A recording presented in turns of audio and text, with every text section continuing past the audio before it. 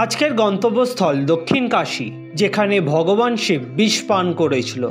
তো চলো যাওয়া যাক সেই জায়গায় এবং ঘোরার সাথে সাথে সেটার ইতিহাসটাও জানা যাক। নমস্কার বন্ধুরা, আমি সম্বিত নায়ক, তোমাদের সবাইকে স্বাগত জানাচ্ছি আমার ইউটিউব চ্যানেলে। তো আজকে আমি চলে এসেছি একটা নতুন ডেস্টিনেশনে। পিছনে যে মন্দিরটা তোমরা দেখতে পাচ্ছ সেটা হচ্ছে শ্রী সিংঘটেশ্বরা মন্দির। তোমরা যারা যারা মহীশূরে ঘুরতে এসেছো তাদের জন্য এটা কিন্তু একটা মাস্ট ভিজিট লোকেশন, বিকজ এই মন্দিরটার অনেক একটা বড় হিস্ট্রিক্যাল সিগনিফিকেন্স আছে আমাদের হিন্দু রিলিজিয়নে এবং শিব পুরাণে। তো চলো মন্দিরটাকে ভিজিট করা যাক, আর তার সাথে সাথে এর সাথে যত ইতিহাস আছে বা তথ্য আছে সেই সব কিছুই আমরা জানার চেষ্টা করব। তো এই দেখো, এই হচ্ছে মন্দিরের এন্ট্রেন্সটা এবং এই সাইডে হচ্ছে গাড়ি পার্কিং এবং বাইক পার্কিং এর সুব্যবস্থা আছে। তার সাথে সাথে মন্দিরের বাইরে যে এন্ট্রেন্স আছে ওখানে দেখো কিন্তু প্রচুর পুজোর সামগ্রীও আছে। তো যারা পুজো দিতে চাও তারাও কিন্তু এখান থেকে সব কিনতে পারো। অ্যান্ড এরপর আমরা ঢুকে যাচ্ছি ফট করে মন্দিরের ভিতরে। আর এই হচ্ছে পুরো মন্দিরটা, মন্দির চত্বরটা দেখো। বাইরে থেকে আমি আগে আর্কিটেকচারটা দেখে দিই, দেখো কি সুন্দর না, অপূর্ব সুন্দর কিন্তু এই মন্দিরের আর্কিটেকচারটা। হয়তো এখন যেহেতু একটু ক্লাউডি ওয়েদার আছে তাই হয়তো তোমরা একটু কালো কালো দেখতে পাচ্ছ, বাট স্টিল আমি একটু চেষ্টা করছি ব্রাইটনেস বাড়ানোর। বাট মন্দিরটা কিন্তু অপূর্ব সুন্দর, অপূর্ব জাস্ট দেখতে পুরো মন্দিরটা। তো এখন আমি মন্দিরের সামনের দিকে যাচ্ছি এবং সাইডে তোমরা মন্দিরটাকেও দেখতে পাচ্ছ। তো চলো এর কিছু ইতিহাস তথ্য তোমাদের সাথে আমি শেয়ার করি এখন। তো শিব পুরাণের হিসাবে আমাদের শিব পুরাণে বলা হয়েছিল যে সমুদ্র মন্থন হয়েছিল। সমুদ্র মন্থন মানে সেই টাইমটায় যখন ডেমন্স অ্যান্ড গডস ওই অমৃতের জন্যে ফাইট করেছিল। তো অমৃতের জন্য যখন ফাইট করেছিল তখন সমুদ্রের নিচ থেকে কিন্তু একটা পয়জন বার হয়েছিল, যেটাকে নাম দেওয়া হয়েছিল হালাল। তো এই যে হালালটা ছিল তখন একমাত্র শিবের কাছে সেই পাওয়ারটা ছিল যে সেটাকেও সরাতে পারে।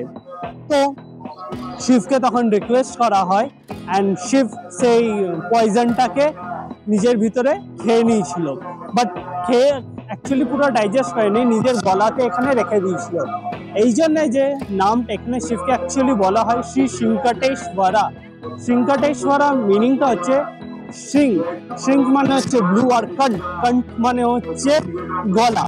তো শিবের যেহেতু গলাটা আমরা ব্লু দেখতে পারি আফটার ও যখন পয়জনটা খেয়েছিল, হেন্স শিবকে বলা হয় শ্রী সিংঘটেশ্বরা।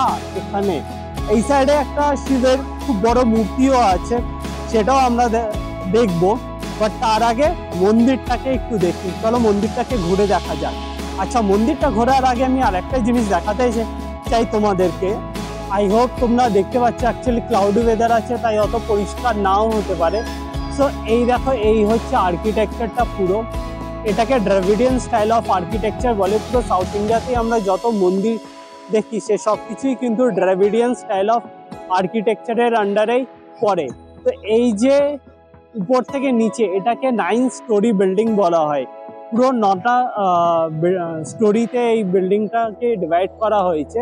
অ্যান্ড সেই সময় যে ওয়াদিয়ার ডাইনেস্টির রানী ছিল, সে এই বিল্ডিংটা মানে এই 9 স্টোরিটা বানানোর জন্য টাকা পয়সা সব দিয়েছিল। এখানে আর একটা ইন্টারেস্টিং জিনিস হচ্ছে, সেটা হচ্ছে এই যে জিনিসটা, এটা যদি এখন ঢেকে রাখা হয়েছে বিকজ এখন মহীশূরে প্রচণ্ড বৃষ্টি হচ্ছে। তো এই যে জিনিসটা, এটা বেসিক্যালি হচ্ছে একটা রথ। যেরকম আমরা পুরীর জগন্নাথে কি দেখি বা ওয়েস্ট বেঙ্গল আমরা কি দেখি যে রথ টানা হয় জগন্নাথের জন্যে, তো সেম এখানেও রথ টানা হয়। বাট এখানে রথে জগন্নাথকে টানা হয় না, এখানে রথে শিবকে টানা হয়। তো নঞ্জনগুড়ে এই কিন্তু একটা বিশাল বড় ফেস্টিভ্যাল হয়, যেটা খুব সম্ভবত ডিসেম্বর বা জানুয়ারি মাসে কখনো হয়। আমি নিজেও শিওর না যে কখন হয়। আচ্ছা, মন্দিরটাকে কিন্তু চোলা ডাইনেস্টির সময় বানানো হয়েছিল এবং সেই সময় সাউথ ইন্ডিয়াতে এই মন্দিরটা কিন্তু একটা বিশাল বড় সিগনিফিকেন্স ছিল। মানে এই মন্দিরটা বিনা পুজো করে কিন্তু সাউথ ইন্ডিয়াতে সেই সময় যে কোনো যে ডাইনেস্টিসগুলো রুল করেছিল, চোলা ছিল, চালুক্য ছিল, রাষ্ট্রকূটা ছিল, সবাই কিন্তু যুদ্ধতে যাওয়ার সময় এই মন্দিরে এসে কিন্তু মাথাটা অবশ্যই ঠুকে যেত। বলা হতো যে যারা যে রাজা এখানে মাথা ঠুকে যুদ্ধতে গেছে তারা কিন্তু প্রত্যেকবারই জয় লাভ করেছে। তো এই হচ্ছে আর একটা সিগনিফিকেন্স এই মন্দির। এবং তার সাথে এই মন্দিরটার সাথে আরেকটা গল্প আছে, সেটা হচ্ছে যে হায়দার আলী যে ছিল, সেটা আমরা সবাই জানি টিপু সুলতানের বাবা হায়দার আলী ছিল। তো তার একটা খুবই প্রিয় হাতি ছিল। এবার সেই হাতি চোখ খারাপ হয়ে গেছিল, হেন্স হায়দার আলী সেই সময় প্রচুর ডাক্তার বৈদ্য যা ছিল সবাইকে এনে হাতির চোখ ঠিক করার চেষ্টা করেছিল, বাট আনফর্চুনেটলি পারেনি।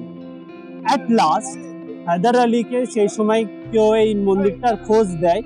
তো হায়দার আলী এসেছিল এই মন্দিরে, অ্যান্ড এখানকার যে পূজারি ছিল সেই সময় সে হায়দার আলীকে একটা ছোট গ্লাস বা কিছুতে এই মন্দির থেকে ওই শিবের জলটা দিয়েছিল, মানে যেটা হয় না জল টাইপের, সে দিয়েছিল। তো সেটা বলেছিল হায়দার আলীকে কি ওর হাতিকে খাওয়াতে দিয়ে হাতির হাত চোখ ঠিক হয়ে যাবে। সো হায়দার আলী সেটা করেছিলেন। ইন্টারেস্টিংলি বলা হয় না কি হায়দার আলীর হাতি চোখ ঠিক হয়ে গেছিল। তো তারপর থেকে হায়দার আলীও কিন্তু এই শিবের প্রতি খুব ডিভোটেড হয়ে যায়। এবং হায়দার আলী, ও তো একটা মুসলিম রুলার ছিল, বাট হায়দার আলী শিবকে খুব মানতো, তারপর থেকেই মানা শুরু করলো। অ্যান্ড হায়দার আলী তারপরে শিবকে ডাকতো হাকিম নঞ্জুন্দা বা হাকিম সিংকটেশ্বরা, এই বলে কিন্তু হায়দার আলীর ডাক। তো চলে এরপরে সময় হচ্ছে মন্দিরের ভিতরে এন্ট্রি করব।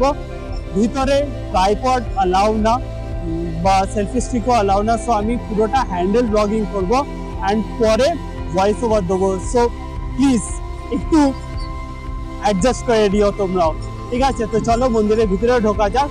আচ্ছা, মন্দিরের ভিতরে ঢোকার জন্য এখানে জুতো খোলারও ব্যবস্থা আছে।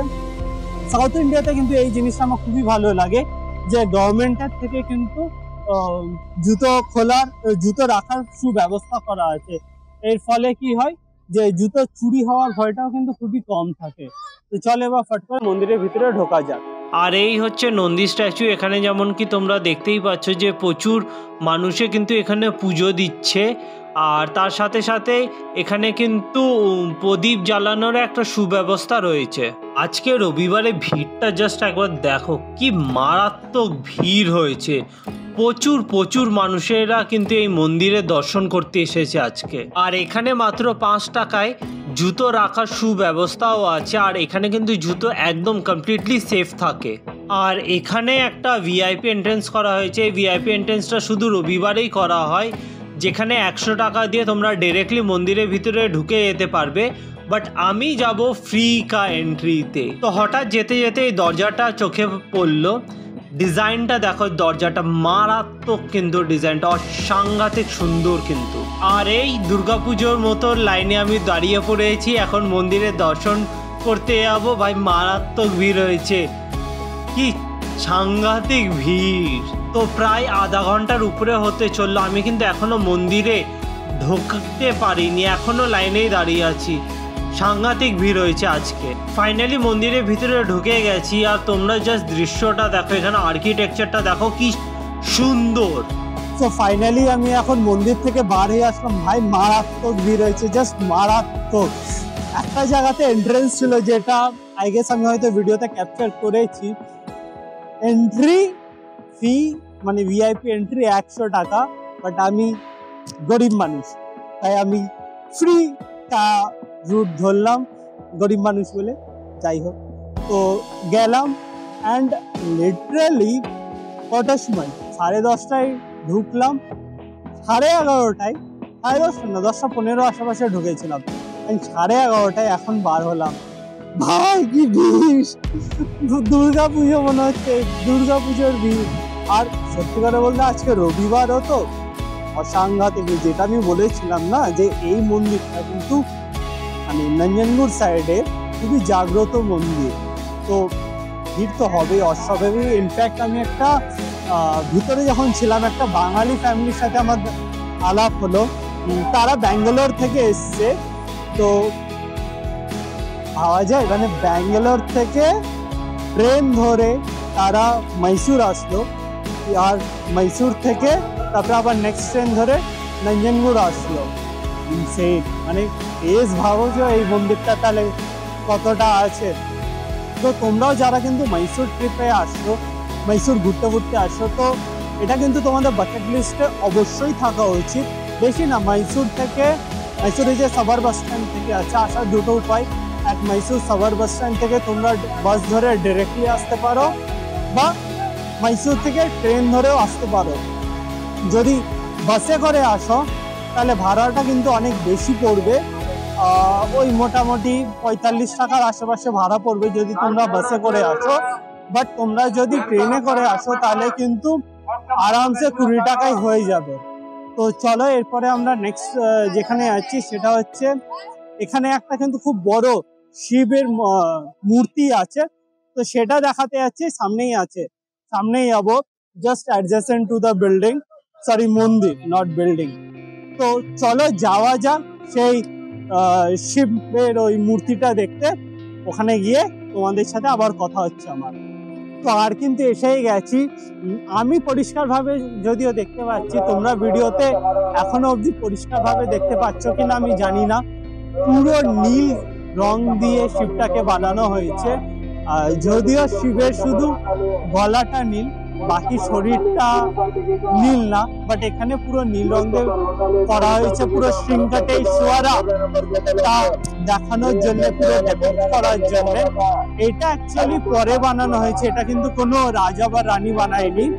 তো কর্ণাটকা গভর্নমেন্টের থেকে এই শিবলিঙ্গটা বানানো হয়েছে। তোমরা এই সাইড থেকে দেখো কি অসাধারণ লাগছে না জাস্ট। আর এই হচ্ছে ওর এন্ট্রেন্স গেট, বাট আনফর্চুনেটলি ওরা এখন কিন্তু এন্ট্রেন্সটাকে বন্ধ করে রেখেছে। কেন রেখেছে আমিও জানি না। দাঁড়াও তোমাদেরকে আমি সামনে থেকে দেখাই, জাস্ট আ মিনিট। আর ফাইনালি কিন্তু আমরা চলে এসেছি। তো এই দেখো, এই হচ্ছে শৃঙ্গটেশ্বরা, যেটা আমি তোমাদেরকে বলছিলাম। শিবের এই রূপটাকে, যেহেতু এটা নীল রূপ, বিষ খাওয়ার পর শিবের যে গলাটা ছিল সেটা নীল হয়ে গেছিল, তার জন্য তারপর থেকে একে শৃঙ্গটেশ্বরা বলা হয়েছে। আর শিব যে বিষটা খেয়েছিল সেটা কিন্তু এই নঞ্জনগুড়ের এখানেই খেয়েছিল। এখানে একটা নদী আছে কাবিনী রিভার বলে, এখানে একটা নদী আছে কাবিনী নদী বলে। তো তার তীরেই বলা হয় যে শিব এসে বিষটা খেয়েছিল এবং তারপরে ওখানেই ছিল। আর তারপরে শিব পুরাণে হিসাবে বলা হয় নাকি, তারপরে ওই যে শিবের ঘরে আমরা সাপটা দেখি, তারপরে সে সাপটাকে জড়িয়েছিল অ্যান্ড হ্যান ত্যান অনেক কিছু হয়েছিল। আমিও এক্স্যাক্টলি জানি না, বাট মোটামুটি যা জেনেছি গুগল থেকে, শিবপুরাণ আমিও পড়িনি, তো গুগল থেকে যেটুকুনি জেনেছি সেটুকুনি ইনফরমেশন আমি তোমাদের সাথে শেয়ার করে দিলাম। অ্যান্ড এই ছিল পুরো হোল ভিডিওটা। আচ্ছা, আর একটা জিনিস আমি বলতে ভুলে গেলাম যে আমরা জানি পরশুরাম কিন্তু একজন রাজা ছিল যে পরে ব্রাহ্মণ হয়েছিল। অ্যান্ড বলা হয় নাকি পরশুরাম নিজের রাগে অনেক পাপ কাজও করেছিল। তো পরশুরামও বলা হয় কি এই নঞ্জনগুড়ের এখানে ছিল, এই ঠিক এই মন্দিরে, সরি নট মন্দিরে, এই চত্বরে এসেছিল। অ্যান্ড তো ও এখানে এসে নিজের পাপ পুণ্যের কাজ করেছিল। সো এই ছিল পুরো ভিডিওটা এই মন্দিরের সম্বন্ধে। এখন কিন্তু আমার মারাত্মক খিদে পেয়েছে, তো আমি এখন যাবো, কিছু খাবো, তারপরে এখান থেকে বার হয়ে যাবো। তোমাদের ভিডিওটা কেমন লাগলো কমেন্ট করে কিন্তু অবশ্যই জানাবে। তোমাদের কমেন্ট কিন্তু আমি সবকটা কমেন্টই পড়ি, আর নিজেও ভালো লাগে যদি কেউ কমেন্ট করে। অ্যান্ড যদি কিছু মনে হয় যে ঠিক আছে এটা ইমপ্রুভ করা উচিত, বা এটা একটু ছোট বড় আর একটু ডিটেল, যাই হোক সে সব কিছু বললে ভালো হয়, তো সেটা কমেন্টে অবশ্যই জানিও।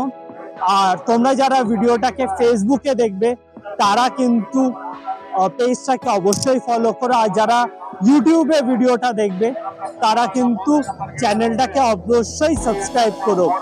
নিচে আমার ইনস্টাগ্রাম লিঙ্কটাও আছে, চাইলে আমাকে ইনস্টাগ্রামও ফলো করতে পারো। So this is Sambit Naik. See you in the next video. Till then,